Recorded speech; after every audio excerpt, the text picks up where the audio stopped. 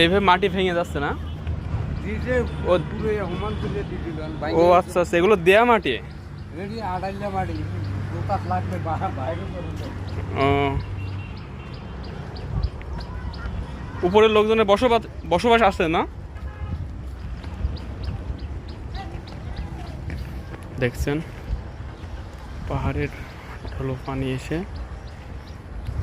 ঢলের কারণে এভাবে রাস্তার মাটি ভেঙে চলে গেছে।